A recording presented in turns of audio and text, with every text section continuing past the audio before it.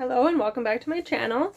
I am very excited to be participating in the Read-Eh-Thon that I learned about through Kayla through Books and Lala. And being Canadian, I was just really excited to do it. I learned about the reading rush like the week it was starting, so I didn't have time to do that, but hopefully next year. But I'm really excited and have a lot of ideas for content for this week. I won't be doing daily vlogs, but hopefully get a couple of vlogs out during this week. Anyways, it takes place August 3rd to the 9th, and I'm excited for it. So when Kayla announced it, she showed that there was like a bingo card, so I printed that off, and then I went online and did some research to find, they actually had links to different places you could find some of these books, so I am excited about that. So I just wanted to show you my tentative TBR books that I'll be reaching for this week. There is no way I'll get to all of them. I hope I can get to 3 of them, maybe a couple more because I have 2 audiobooks. One of them is Johnny Appleseed. One of the squares is an LGBTQIA+/queer story, and one of the squares is a book by an Indigenous author, so that one covers both and has red on the cover. So I have that one as an audiobook, and I have this Late Nights on Air, and see, it's Canadian. Maple Leaf Audio is an exciting selection of audiobooks representing Canadiana. Now you can enjoy listening to books written by Canadian authors, books that relate to Canadian experiences, and books of general interest to Canadians. So there you go. Former radio journalist and winner of the prestigious Marion Ingle Award, Elizabeth Hay uses her past experience to craft Late Nights on Air, an exquisite tale of the human voice and its ability to create both love and sorrow. It's 1975 when transplant Dido Paris starts her job at the small radio station in Yellowknife, a frontier town in the Canadian North. So that is a prompt for set in a province or territory you haven't been to. So I have not been to Yellowknife. She immediately ruffles the feathers of grizzled radio veteran Harry Boyd, and tensions build between them that is both professional and sexual. Meanwhile, controversy over a proposed gas pipeline, sounds relevant, reaches its crescendo, threatening to tear the town apart. Amid all this, the station's crew takes a canoe trip into the Barrens, a frigid landscape of infinite light that will alter their perceptions of the air they normally cram full of talk. And then Johnny Appleseed is on my phone. This one I could only get as discs, and I'm recording on my phone, so I'll put a picture of it so you can see what it looks like. These, which are all from the library except for 2, which one's a children's book and then this book. And I'm not going to get to all of this in 1 week, especially because we're traveling. I wanted to grab as many different options as I could, and some of them are really short. And I tried to get one that fit every prompt. Okay, so nature on the cover. I didn't have one for nature on the cover, but look, this one has nature on the cover. This is also a Canadian children's book. So this is a Canadian children's book by somebody that I know, so that's exciting. So it's even local Canadian children's book. Dorothy Bentley's playful rhymes and word games sweep the young reader into the happy adventures of a northern family romping through the 4 seasons, day and night, indoors and out. Jessica Bartram's bold and detailed illustrations carry the action into one's imagination, stimulated by the North and its fascinating lands, skies, and waters. I'll be reading this one with my kids. And then another one that is, a children's book and anti-racism literature. This was under that when I was 8, by Christy Jordan Fenton and Margaret Pocack Fenton. Art by Gabrielle Grimard. So this is another children's book that I'll be reading with the kids. Olmon is 8 and knows a lot of things, but she does not know how to read. To learn, she must travel to school, far from her Arctic home, ignoring her father's warnings. The nuns at the school take away her Inuit name and call her Margaret. They cut off her long hair and force her to do chores. Her feisty spirit draws the attention of a black-cloaked nun who does everything in her power to make Margaret feel small, but Margaret is more determined than ever to read. And it is based on the true story by Margaret Pocack Fenton. So these 2 live in Fort St. John, British Columbia, and the illustrator lives in Quebec. So this covers the prompt of a children's book. I think I found it under the links for anti-racism literature and a book by an Indigenous author as well.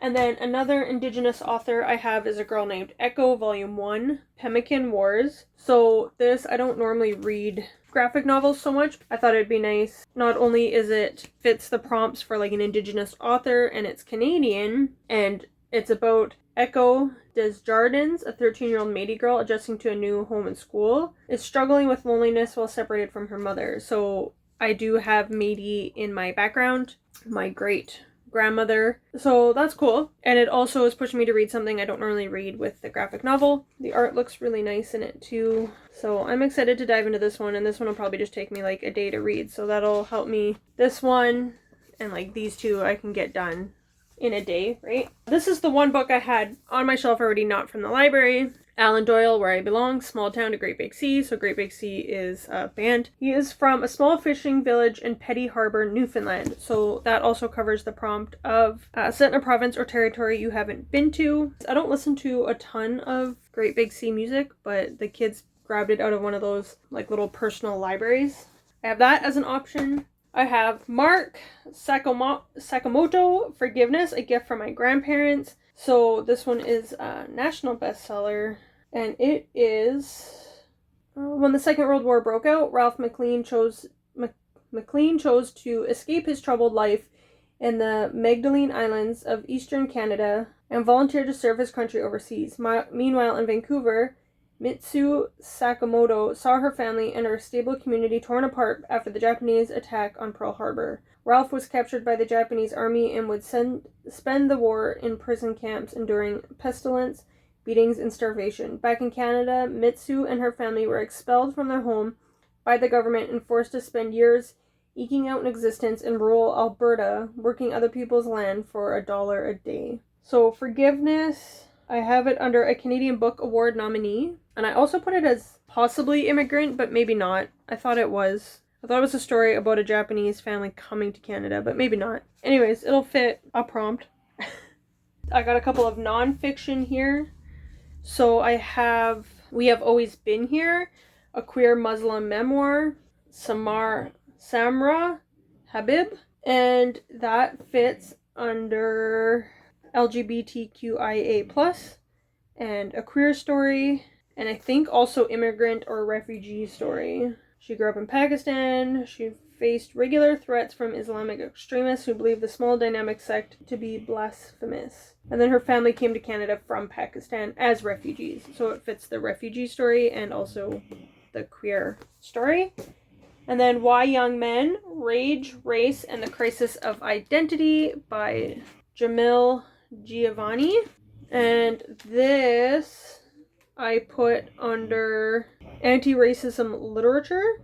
He grew up in a mostly immigrant community in Toronto that faced significant problems with integration. Was raised in a home with a largely absent father and knows what it is to encounter negative influences posing as authorities on masculinity. Anti-racism literature. The Skin We're In, A Year of Black Resistance and Power by Desmond Cole. So this one, I did not have a prompt for a debut author, and then my friend did some research on The Skin We're In and said, does this count as a debut author? And then she sent me a thing, and it's because this is his first novel. So I'm like, sure, I would count it. And then I was looking it up, and it's his only book, and it was published, copyright 2020. So you can't see that, but when I looked on Goodreads, it was like January 28th, 2020. So debut author, nonfiction, something that's not a novel. So I got nonfiction, and something that's not a novel. I also have the graphic novel, I guess. But debut author, I originally had this as set in a province or territory you haven't been to, and I read that as haven't lived in. And this is in Toronto, but I've been to Toronto, like Ontario. So, but then I have the Late Nights on Air, which is Yellowknife. So I haven't been to any of the territories. There's a couple other prompts on here. A book by a Black author, this one. There was the prompt for a story about a loving relationship, which is one that I did not have on here because I have A Credit to Your Race, which takes place set in a province or territory you have been to. So A Credit to Your Race takes place in Surrey, BC, which I lived there. And it was also an interracial couple story. And I think it was a book from a Canadian publisher as well. And I ordered it from a bookstore in Toronto, and it has not come in yet. So I don't think I'll be able to read that one. sadly, during this week. So I don't think I have one about a story about a loving relationship. Set in a province or territory you have been to. So like I said, I've been to Toronto before. So yeah, that's my tentative TBR. It's 2 audiobooks. I couldn't find any other ones for audiobooks. 2 children's books, the graphic novel. So that's 5, 6, 7, 8, 9, 10. So 10 books in 7 days. Not gonna happen. But that's my tentative TBR. And yeah, I'll be filming, and I have a whole list here of some Canadian foods I want to share with you and some baking and stuff like that. So I'll be filming that. So look for that vlog probably Tuesday morning, because I'll film and edit Monday. So thank you for watching, and I'll see you later. And I'm so excited. Comment down below where you're from, if you're Canadian, or where else you are watching from. I'll talk to you later. Bye!